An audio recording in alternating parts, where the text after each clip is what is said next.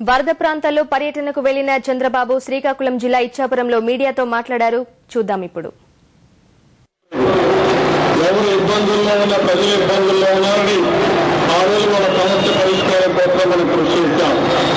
ఈ రోజు మీరు బాధ్యత ఉన్నారు.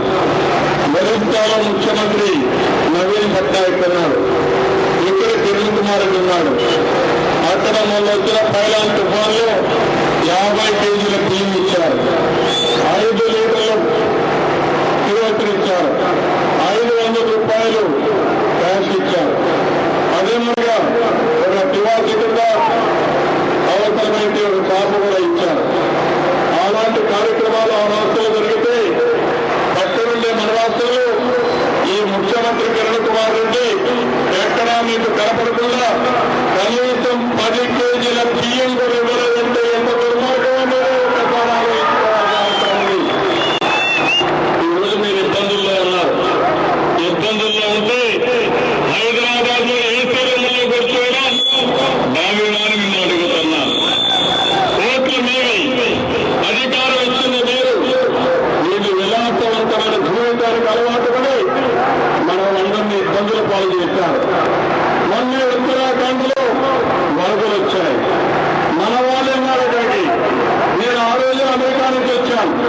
వాళ్ళ కష్టాలు చూసిన తర్వాత నేను ఢిల్లీకి వెళ్ళి డెహ్రాడూన్కి వెళ్ళి అవసరమైతే ఎంత డబ్బులైనా పర్వాలేదని ప్రభుత్వం నేను చేయలేని పని ఒక అపాయింట్ పార్టీ చేశాను. 4 కోట్ల మందికి 4,000 మందికి ఆ రోజు ఫ్లైట్ టికెట్ ఏర్పాటు చేసి తొందరగా వారి ఇంటికి తీసుకుని పెట్టాం. ఈ రోజు మన రాష్ట్రంలో ప్రభుత్వం లేదు. పనికి మారిన కాంగ్రెస్ పార్టీ 2 సార్లు మీరు గెలిపించారు, మెజారిటీ ఇప్పించారు. కేంద్రంలో రాష్ట్రంలో 2 ప్రభుత్వాలు వచ్చాయి. 18 సార్లు తుఫాను వచ్చింది. 47,000 కోట్ల రూపాయలు ఆర్థిక సహాయం కావాలంటే వీళ్ళు ఇచ్చింది 3,500 కోట్ల తమ్ముళ్ళు. బాధేస్తుంది. ఇక్కడ కూడా ఒక మంత్రి ఉంది, ఇక్కడ కూడా ఇట్లా రాష్ట్రంలో మంత్రులు ఉన్నారు, కేంద్రంలో 32 మంది ఎంపీలు ఉన్నారు. ఏం చేశారు, ఏం ఒరగబెట్టారు అడుగుతున్నా. మనకు న్యాయం జరిగిందని మనం అడుగుతున్నా. న్యాయం జరగలేదు. రాజకీయ ప్రయోజనాల కోసం సోనియా గాంధీ గారి అబ్బాయి ఒక ముద్దు అబ్బాయి ప్రధానమంత్రి చేయడం కోసం తెలుగు జాతి మధ్య చిచ్చు పెట్టిన ఘనత ఈ సోనియా గాంధీ గారికే దక్కింది. ఎంత అన్యాయం తల్లిలో మీరు ఆలోచించండి. ఫస్ట్ బట్టలతో బయట పంపిస్తామని అది కూడా కాంగ్రెస్ పార్టీని పూర్తిగా సర్వనాశనం చేసుకుని ఈ పక్క వైఎస్ఆర్ కాంగ్రెస్ ఉంది, ఆ పక్క టీఆర్ఎస్ ఉంది. ఈ 2 పార్టీలు ఉంటే సీట్లు వస్తాయని పగటి కలగంటున్నారు ఈ కాంగ్రెస్ పార్టీ. తెలుగు జాతికి ఒక ధైర్యం ఉంది, ఒక చరిత్ర ఉంది.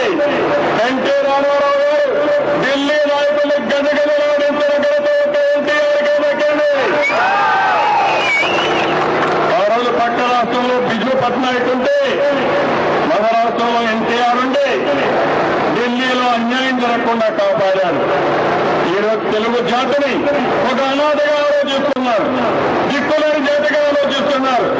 కాదు, తెలుగుదేశం పార్టీ ఉన్నాం, పోరాడతాం, పోరాడి న్యాయం చేపిస్తాం. ఈరోజు మీరు చూస్తే మనకు ఎంపీ సీట్లు లేవు కాబట్టి వీళ్ళు ఇష్ట ప్రకారం ఆడుతున్నారు.